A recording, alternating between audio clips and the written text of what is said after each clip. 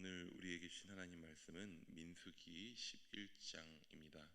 민수기 11장 16절에서 35절까지의 말씀을 함께 보시겠습니다. 민수기 11장 16절에서 35절까지의 말씀입니다.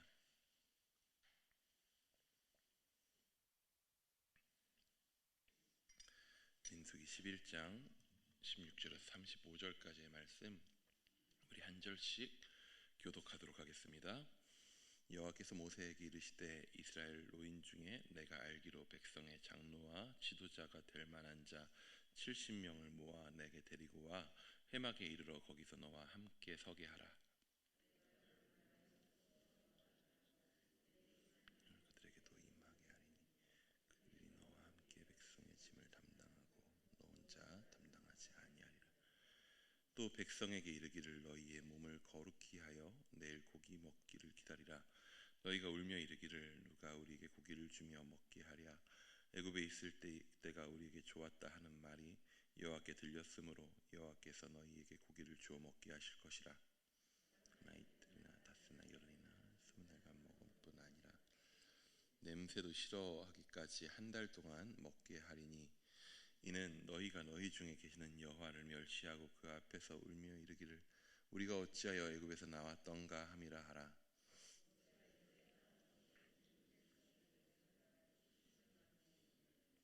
주의 말씀이 한 달 동안 먹일 주어 먹게. 그들 위하여 양떼와 소떼를 잡은들 조카오며 바다의 모든 고기를 모은들 조카오리이까. 여호와께서 모세에게 이르시되 여호와의 손이 짧으냐 내가 이제 모세가 나아가서 여호와의 말씀을 백성에게 알리고 백성의 장로 70인을 모아 장막에 둘러 세우매 여호와께서 구름 가운데 강림하사 모세에게 말씀하시고 그에게 임한 영을 70장로에게도 임하게 하시니 영이 임하신 때에 그들이 예언을 하다가 다시는 하지 아니하였더라. 그 기명된 자 중 엘다시라 하는 자와 메다시라 하는 자 두 사람이 진영에 머물고 장막에 나아가지 아니하였으나 그들에게도 영이 임하였으므로 진영에서 예언한지라. 손이 달려와서 모세에게 전하여 이르되 엘다과 메다시 진중에서 예언하나이다 하며 택한 자 중 한 사람 곧 모세를 섬기는 눈의 아들 여호수아가 말하여 이르되 내 주 모세여 그들을 말리소서. 모세가 그들에게 이르되 내가 나를 두고 시기하느냐. 여호와께서 그의 영을 그의 모든 백성에게 주사 다 선지자 되게 하시기를 원하노라. 모세와 이스라엘 장로들이 진중으로 돌아왔더라. 바다에서부터 메추라기를 몰아 진영 곁 이쪽 저쪽 곧 진영 사방으로 각기 하루길을 기면이 2규빗쯤에 내리게 한지라. 백성이 일어나 그날 종일 종야와 그 이튿날 종일토록 메추라기를 모으니 적게 모은 자도 10호멜이라. 그들이 자기들을 위하여 진영 사면에 펴두었더라.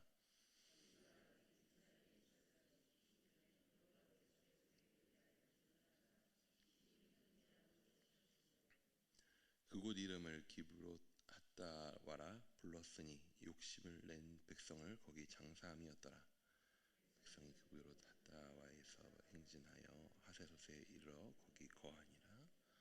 아멘. 어제 보셨던 본문과 오늘 본문은 한 덩어리로 이어져 있는 하나의 이야기입니다. 그래서 어제 새벽에 원녀 목사님의 설교에 나왔었던 패밀리 레스토랑 이야기가 기억에 남아서 말씀을 준비하다 보니까 예전 일이 하나 좀 기억이 나더라고요. 어제 이야기 나왔었던 한창 패밀리 레스토랑이 우리나라에서 좀 붐을 이뤘었던 당시 청년들이 돈만 모이면 아웃백에 가던 그 시절 이야기입니다. 청년부, 저도 그때 청년부 임원을 하고 있어서 청년부 임원들이랑 같이 처음 아웃백이라는 곳을 갔습니다.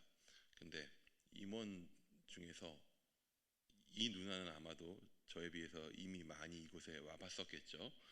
그 누나가 직원을 부릅니다.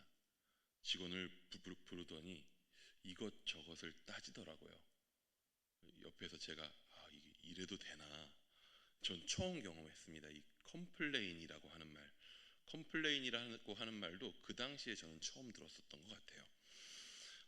평생을 주는 대로 감사하게 먹어야지 음식에 대해서 따지면 안 된다라고 배워오고 살아왔었던 저한테 있어서는 아니 먹을 것을 차려주었는데 직원을 불러서 따지다니 라는 생각이 드는 그런 순간이었습니다. 눈앞에 음식에 대해서 불평하는 그 현실이 믿겨지지가 않았습니다.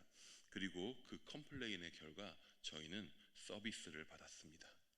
그리고 이게 맞나? 이래도 되나? 라는 생각이 들긴 했지만 맛있게 잘 먹었습니다. 네, 2008년도에 영화 미송우당무라고 하는 영화에 거기서 주인공이었었던 공효진이 자기가 가르치고 있었던 학생한테 이런 대사를 합니다. 야, 너 착하게 살지 마. 그럼 사람들이 너한테 못되게 군다. 근데 내가 못되게 굴잖아? 그럼 사람들이 너한테 착하게 굴어. 그리고 너 아무것도 열심히 하지 마. 그래봐야 다 너만 손해다. 되게 나쁜 말 같은데 이게 선생이 학생한테 할 말인가 싶은데 한편으로는 블랙 코미디죠. 당시에 이 대사를 듣고 보고 있었던 대부분의 사람들은 저게 현실이지 라고들 많이 생각했을 거예요. 짜증내고 목소리 키우고 뭔가 내가 더 화난 사람이다 라고 하는 것을 굳이 더 그만큼 화나지 않았음에도 불구하고 표현하는 것들이 어찌 보면 세상에서 자신을 다른 사람들이 쉽게 대하지 못하게 만드는 방법이라고 하는 거, 너무나도 일상생활에서 살다 보면 많이들 익숙해져 있지 않나 싶습니다. 험한 세상 속에서 내 것 지키며 더 나아가 하나라도 더 내 몫을 챙기며 살기 위한 기술, 만만하게 보이면 안 되고 절대 손해볼 일 하면 안 되고, 일단 음식에서 머리카락이 하나라도 나오면 불쾌감을 넘어서 기회다 라고 생각하는 것이 당연해 보이는 세상입니다.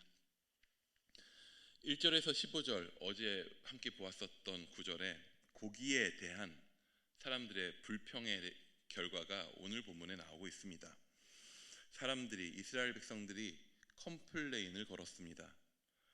어떻게 사람한테 이렇게 한 가지 음식만 먹이냐, 만나만 먹고 어떻게 사람이 사냐, 이게 말이 되냐.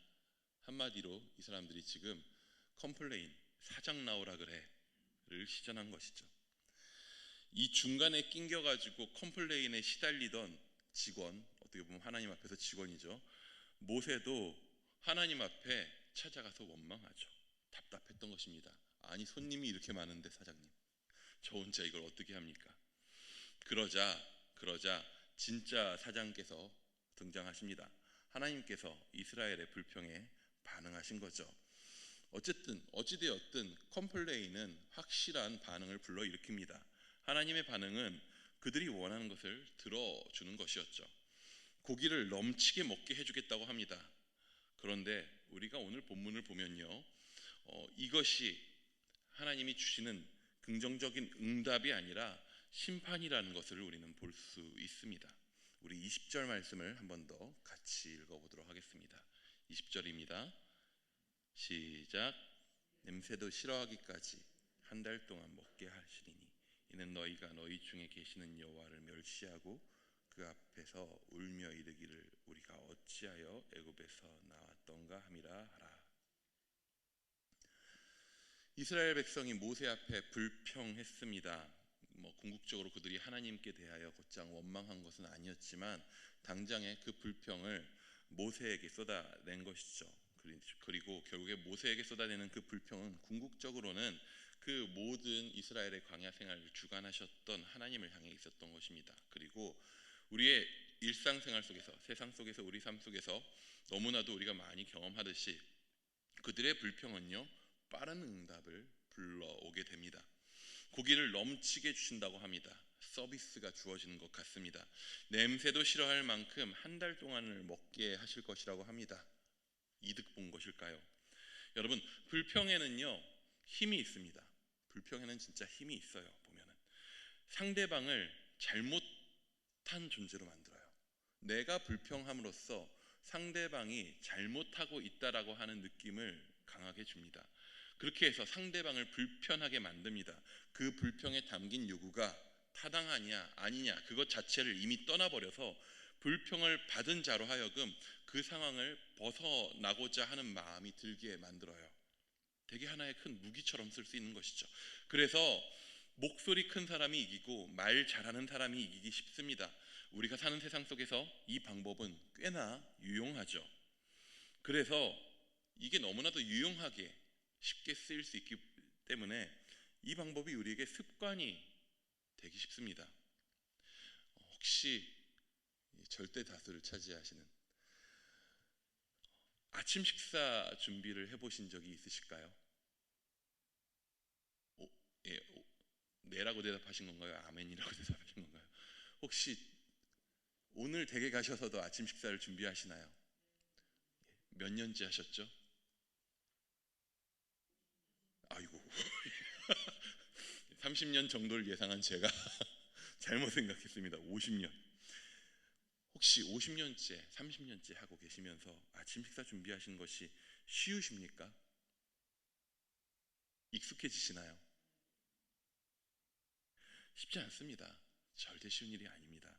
정말 지겹고 힘든 일입니다. 제가 제 딸의 아침 식사를 한번 챙겨줘 보겠다고 밥은 못하겠고 토스트라도 해서 잼과 이것저것을 준비해서 별거 아니지 않습니까? 그거 하겠다고 하는데도 3일 하니까 어느 순간 제가 안 하고 있더라고요. 예, 정말 지치고 힘든 일입니다. 내일 아침에 가족을 위해 매일 아침에 밥과 반찬을 준비하고 차립니다.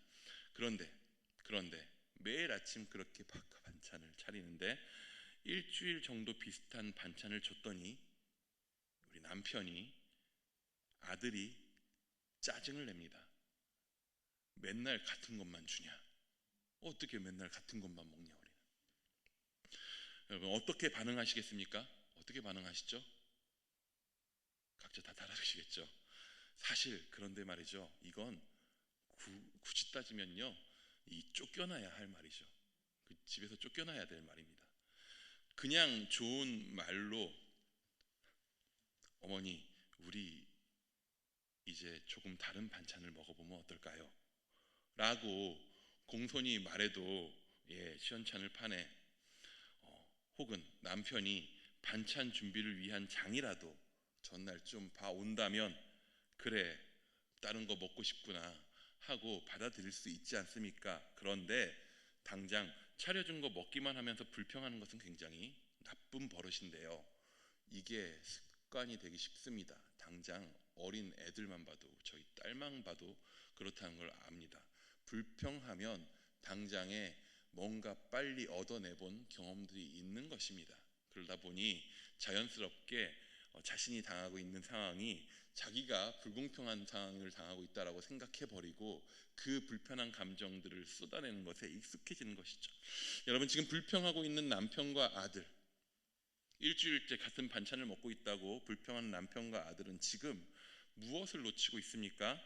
지금 이렇게 주어지고 있는 아침 밥상이 얼마만큼 자기들을 위해서 매일 아침마다 신실하게 섬겨주는 엄마의 사랑임을, 아내의 사랑임을 놓치고 있는 것입니다. 사랑해서 섬기고 있는 일이라는 것을 놓치고 있는 것입니다. 이것이야말로 자신에게 주어진 공짜의 섬김이라고 하는 것을 놓치고 있는 것이죠. 민수기 11장을 보고 있는데 민수기 바로 10장 바로 앞장에 보면 어떤 내용이 나오냐 하면요, 이스라엘 백성들이 시내산에서 1년 동안 머무른 기간이 이제 마친 거예요. 거기에서 머무르면서 율법을 받고, 율법을 받는다라는 것은 뭐냐면은 하나님과 이스라엘 백성 사이에 계약이 맺어지는 거예요. 우리는 이렇게 함께하는 자들이 함께하는 것이다, 동행하는 것이다. 그래서 이스라엘 백성이 하나님의 백성으로 선포됩니다. 그러면서 1년 동안 거기서 머무르면서 하나님과의 관계, 율법 안에서 하나님과 함께 관계 맺는 법들을 거기서 연습합니다.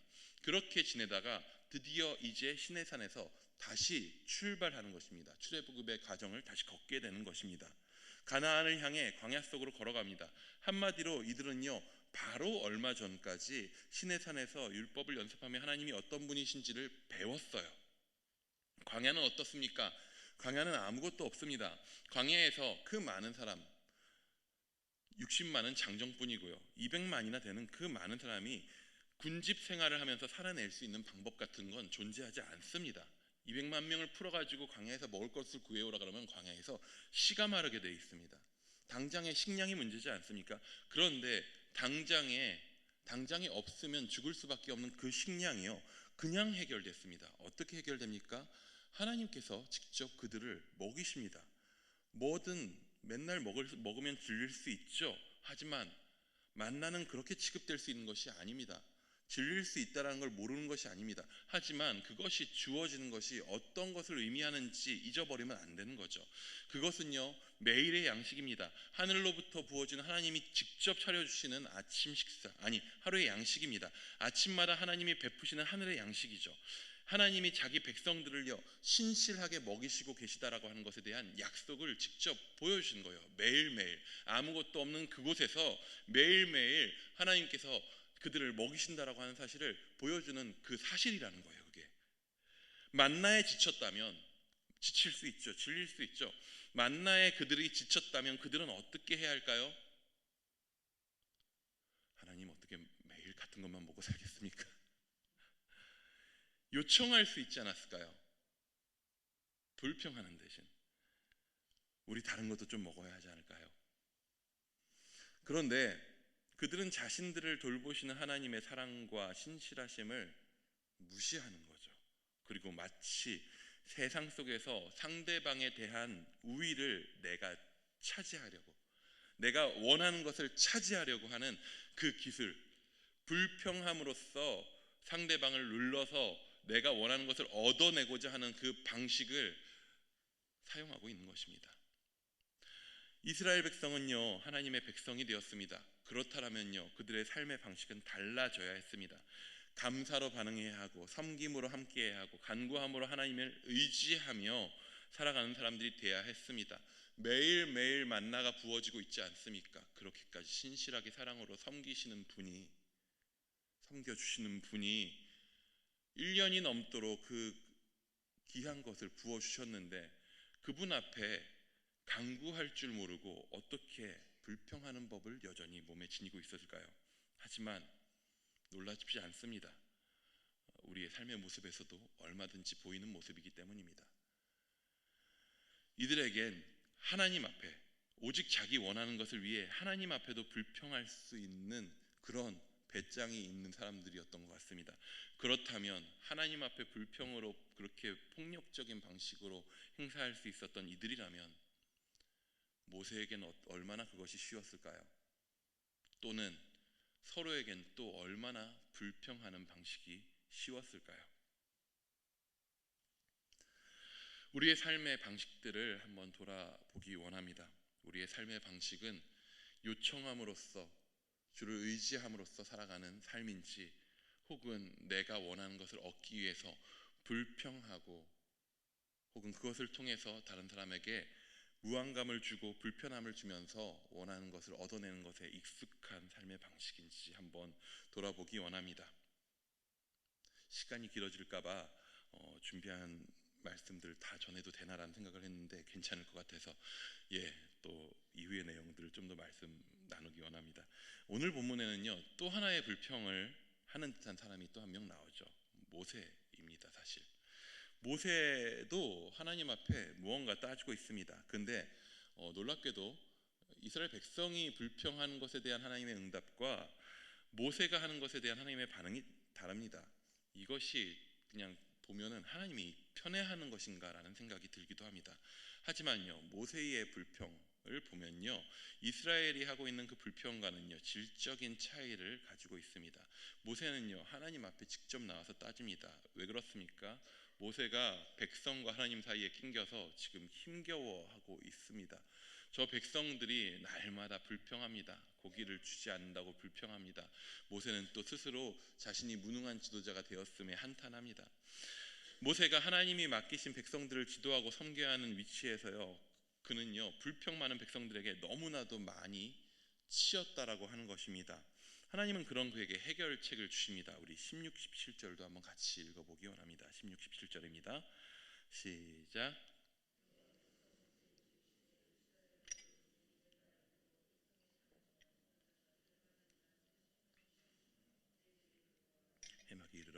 거기서 너와 함께 서라. 내가 강림하여 거기서 너와 말하고 내게 임한 영을 임하게 하리니 그들이 너와 함께 백성의 짐을 담당하고 너 혼자 담당하지 아니하리라. 여러분, 사람이요, 예전에 말씀 나눌 때도 이야기했었던 적인데, 사람이 자식하고도 나누지 않는 것이 있다고 합니다.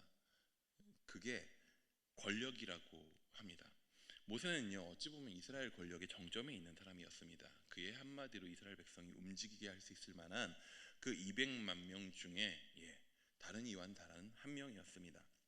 그런데도요, 놀랍게도 그는 세상 권력을 누리던 자들과 달리 권력을 누리는 자가 아니라 그 자리에서 섬기는 자였습니다. 왜냐하면 그 위에 아까 말했었던 사장님이 계시거든요. 이 백성을 맡기신 분이 있다라는 걸 압니다. 그래서 모세도요 그 자리에서 하나님 앞에 열심히 섬기기 원했으나 200명이나 되는 사람들을 혼자서 통솔하고 지휘한다는 게 절대 말이 안 되는 일이죠. 그러다 보니 그가 탈진합니다. 그래서 오늘 그 불평에 치이던 모세는요, 하나님 앞에 한탄합니다. 정말로 그는 함께 섬길 자들을 하나님 앞에 요청합니다. 그리고 백성을 지도할 만큼 지혜로운 자들이 있음을 그는 알았습니다. 사실 그렇다면요, 하나님 앞에 다른 이들도 세워주십시오라고 말할 만큼 얘기할 수 있다면, 혹은 백성 중에 지혜로운 자들이 있음을 알았다면 그는 왜 진작 나누지 못했는가, 왜 진작 다른 사람들을 세우지 않았는가 하면요, 그것은 아마도 모세 자기의 성격 때문이 아닌가라고 저는 좀 생각합니다. 모세는요, 굉장히 조심스러운 사람입니다. 모세이기 때문에 율법을, 계명을 받을 수 있었던 것이 아닌가 싶습니다. 왜냐하면 그는 그 1.1획 하나하나에도 신중한 사람이었기 때문입니다. 어떻게 보면 그는 서기관 같은 사람이었습니다. 선포되는 이야기 하나하나를 완벽하게 기록하여서 적어내는 그런 조심스러운 사람이었습니다. 하나님께서 자신을 부르셨습니다. 하나님과 자신이 1대1로 관계하고 살아가고 있습니다. 근데 그것을 누군가와 나누는 것이 허락되지 않은 것으로 쉽게 생각했었던 것입니다. 그것이 그에게는 넘어서기 어려운 것이었을지도 모르겠습니다. 그래서 그는요, 끊임없이 자신이 붙들고 있었어요. 근데 하나님과 1대1로 관계하며 외로이 백성들과 씨름하고 있다가 1대1로 외로이 그렇게 싸워가는 것들이 너무나도 지쳤던 것이죠. 그래서 하나님 앞에 이야기합니다. 직원 좀 더 뽑아 주십시오. 근데 어찌 보면요, 하나님은 이 말을 기다리고 있었을지도 모르겠습니다. 모세가 혼자 짊어지지 않고 그 말을 하기를, 그 답답함을 혼자 짊어지지 않고 하나님한테 이야기하기를 기다리고 있었을지도 모르겠습니다. 준비되었던 듯이 하나님께서는요, 70명의 장로를 모으게 하십니다. 그리고 모세에게 어떤 말씀을 하시냐 하면요, 그들에게 자신의 영을 부어주실 것이다 라고 이야기합니다. 모세가 무엇에 가로막혀 있었느냐 하면요, 하나님 앞에 1대1로 독대하고 있는 자신의 상황에 막혀 있었어요. 자신만이 하나님 앞에 그 자리를 부여받았다라고 생각했을지도 모르겠어요. 그게 특권이다라고 생각해서가 아니라 그게 자신에게 주어진, 어떻게 보면은 짐이라고 생각했었을지도 모르겠습니다. 그런데 하나님께서 모든 백성에게, 뽑혀온 70명의 사람에게 영을 부어주시고 그들이 예언할 수 있는 것을 모세에게 보여주시죠. 그랬더니 뒤에 어떤 일이 일어나냐 하면요, 그 성막 중에 나오지 않았었던, 뽑혔었던 장로 중에 그 이외에 2명이 진중에서 예언을 하는 일들이 벌어집니다.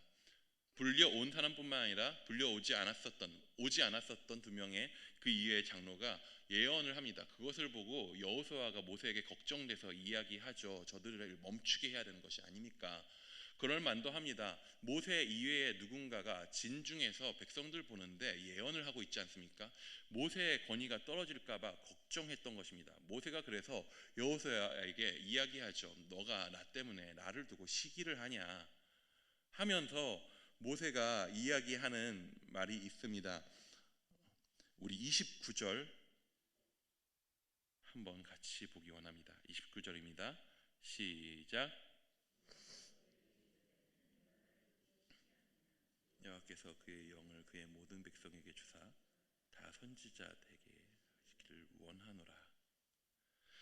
어찌 보면 구약에서 이야기하는 궁극적인 비전 중에 하나가 아닙니까? 하나님의 모든 백성에게 주의 영이 부어져서 그들이 하나님의 말을 하는 것들, 그리고 이 구약의 궁극적인 비전이 예수께서 오시고 승천하신 이후에 성령이 임하셨을 때 일어나지 않습니까?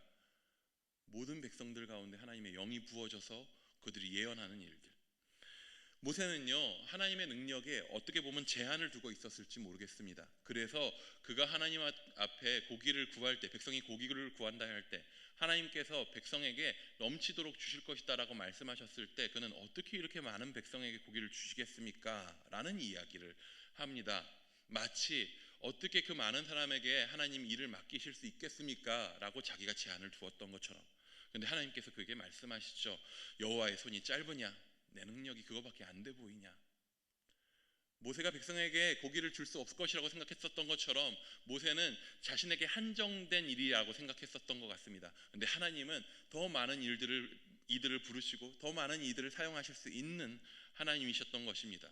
어떻게 보면 모세는요, 하나님의 백성을 섬기기 위해서 애쓰고 지쳤다가 어떻게 보면 이것은 불평이라기보단 탄식하게 된 것입니다. 어떻게 보면 이것이야말로 안타까운 감정들을 품고 괴로운 감정들을 품고 하나님 앞에 진심으로 한 기도이죠. 그것에 대해서 하나님은 그에게 가르침을 주시고 반응하십니다. 응답하십니다. 그것을 통해서 모세를 또한 가르치십니다. 모세는요, 자신에게 주어진 그 일을 권력으로 생각하지 않습니다. 그래서 모든 백성에게 그 하나님 마음 부어주면 더 좋겠다라는 마음까지 표현하게 됩니다. 지칠 수 있습니다. 우리에게 주어진 반복되는 상황들 가운데, 어려움 가운데 넘어질 수도 있습니다. 하지만 그 가운데서 우리가 반응할 때에 우리는 어떠한 마음으로 하나님 앞에 반응하는지 돌아보기 원합니다. 나 자신을 위해서, 내가 그 상황을 벗어나기 위해서, 내 것을 더 챙기기 위해서 불평하는 것으로 우리는 우리의 삶을 일구어 가고 있지는 않은지 돌아보기 원합니다. 우리는 도리어 모세와 같이 되기 원합니다. 힘들어서 지칠 수 있습니다. 탄식하시기 바랍니다. 하나님 앞에 탄식하시기 바랍니다. 어떻게 내가 이 삶을 살아낼 수 있을지 묻기 원합니다. 그때에 주 앞에 지혜를 얻기 원합니다. 주께서 주시는 그 모든 상황들 가운데에서 주가 주시는 지혜를 얻고 주님을 더욱더 알아갈 수 있기 원합니다. 우리가 그렇게 주님을 쫓아가는 오늘 하루 될 수 있기를 축복합니다. 기도하겠습니다.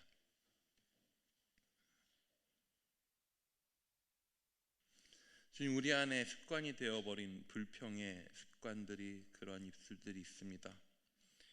힘겨울 때, 어려울 때, 우리 안에 불만족이 있을 때, 주여, 우리 안에 있는 그 불만족이 우리의 탐욕을 위한 것인지, 혹은 정말로 내가 지친 것인지 잘 돌아보기 원합니다. 또한 우리가 지쳤을 때에 하나님 앞에 정당하게 요구할 수 있기 원합니다. 불평하고 하나님께서 우리에게 주신 그 사랑을 외면한 채로 우리의 권리를 하나님 앞에 주장하는 자가 아니라 하나님 앞에 우리에게 베푸신 그 관계 안에서, 우리에게 매일매일 생명 주시고 베푸시는 그 사랑 안에서, 그렇게 베푸시는 주님 앞에